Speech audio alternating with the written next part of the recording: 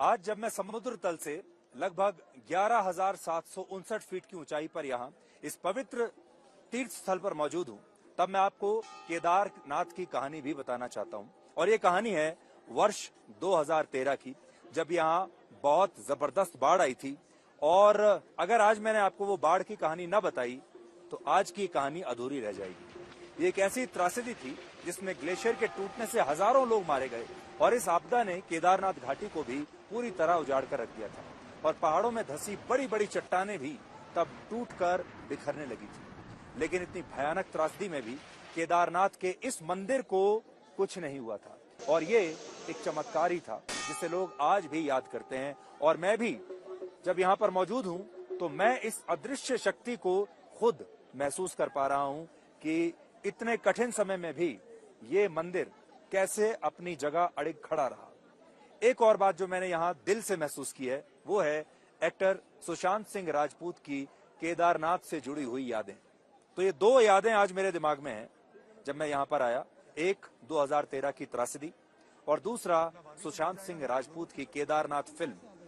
सुशांत सिंह राजपूत आज हमारे बीच में नहीं है, लेकिन एक जमाना था जब वो इसी जगह पर अपनी एक बड़ी मशहूर फिल्म केदारनाथ के लिए शूटिंग कर रहे थे। और वर्ष 2018 में आई इस फिल्म में उन्होंने एक मुस्लिम लड़के की भूमिका की थी जिसका नाम था मंसूर, और ये किरदार उन्होंने तब निभाया था। और वो मंसूर जो लड़का था वो इसी मंदिर परिसर के पास उस त्रासदी में मारा जाता है।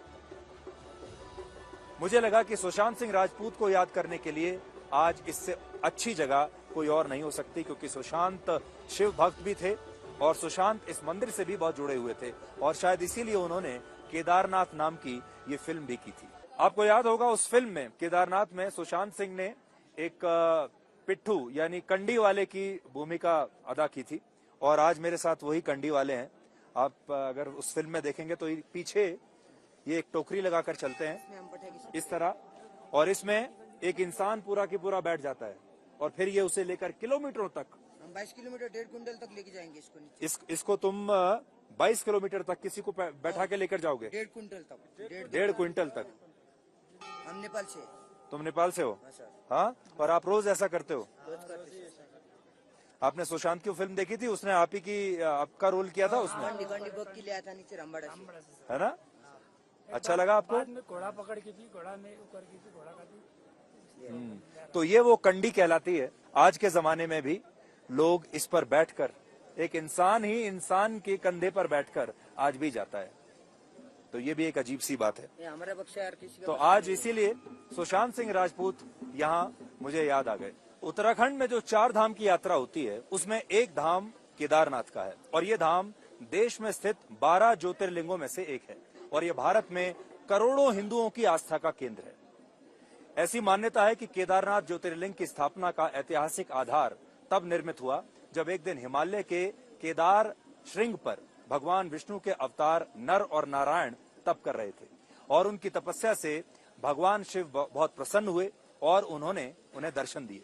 उनकी प्रार्थना के फलस्वरूप उन्हें आशीर्वाद दिया कि वो ज्योतिर्लिंग के रूप में सदैव यहाँ पर वास करेंगे।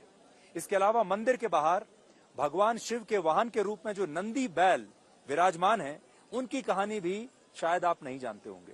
ऐसा कहा जाता है कि द्वापर युग में महाभारत के युद्ध के बाद जब 5 पांडव अपने पापों से मुक्ति पाना चाहते थे तो वो इसके लिए भगवान शिव का आशीर्वाद लेने पहले काशी विश्वनाथ गए। लेकिन भगवान शिव ने जब काशी विश्वनाथ में 5 पांडवों का आशीर्वाद वहां उन्हें नहीं दिया तो वो केदारनाथ की इस भूमि पर आए जहां भगवान शिव तब भी अपनी नाराजगी की वजह से उन्हें अपना आशीर्वाद नहीं देना चाहते थे। लेकिन पांडवों के हट के बाद जब भगवान शिव ने नंदी बैल का रूप धारण किया और इस दौरान भीम ने भगवान शिव को प्रकट होकर आशीर्वाद देने के लिए विवश कर दिया तो भगवान शिव भी इससे प्रसन्न हुए और उन्होंने पांडवों को उनके पापों के लिए क्षमा कर दिया। और तब से लेकर आज तक नंदी बैल की पीठ के आकार में जो पिंड रूप यहाँ पर है उसमें भगवान शिव को ही पूजा जाता है। और ये जो केदारेश्वर धाम है इसका निर्माण पांडवों के वंशज जन्मेजय ने किया था और 17वीं शताब्दी में आदि गुरु शंकराचार्य ने इस मौजूदा मंदिर की स्थापना की। और मुझे ऐसा लगा कि ब्लैक एंड व्हाइट को जब 1 साल पूरा हो रहा है तो यहां से हम एक और नई यात्रा आप सबके साथ मिलकर शुरू करें जिसमें आपका भरोसा और हमारा प्यार हमारे साथ हमेशा रहे। ये जो मंदिर है, थोड़ा सा इसका इतिहास भी आपको बता देता हूं। इसे मोक्ष धाम भी कहते हैं और ये कहा जाता है कि मोक्ष का जो द्वार है वो यहीं से खुलता है। कहा जाता है कि जो पांडव थे, महाभारत के युद्ध की समाप्ति के बाद जब पांडवों ने कौरवों को हरा दिया और महाभारत का युद्ध जीत लिया, उसके बाद पांडव यहाँ पर आए मोक्ष प्राप्त करने के लिए, क्योंकि पांडवों को लगा कि महाभारत के युद्ध में उनसे बहुत सारे पाप हुए हैं, उनसे बहुत सारी गलतियां हुई हैं, उन्होंने बहुत सारे लोगों का वध किया जिनका नहीं करना चाहिए था, ब्राह्मणों का वध हुआ है, तो वो प्रायश्चित करना चाहते थे और भगवान शिव को प्रसन्न करना चाहते थे। और यही वो जगह है, ऐसा कहा जाता है, जहां पांडव आए थे और इसी मंदिर के अंदर बैठकर, इसके गर्भगृह में, वो उन्होंने यहां तपस्या की, उन्होंने यहां पश्चाताप किया और तपस्या ऐसी की कि उसके बाद भगवान शिव भी उनसे प्रसन्न हो गए थे और यहीं से फिर उन्हें मोक्ष मिला था, यानी यहीं से उनके मोक्ष का द्वार खुला था। तो इसीलिए इसे मोक्ष द्वार भी कहा जाता है। तो आजकल के कलयुग के जमाने में अगर आपको मोक्ष प्राप्ति करनी है, मोक्ष की इच्छा अगर आप रखते हैं, तो ये एक ऐसी जगह है जहां अगर आप अपने सही भावनाओं के साथ, पूरी पवित्र भावनाओं के साथ आप आएंगे, तो ऐसा कहा जाता है कि यहाँ मोक्ष की प्राप्ति होती है।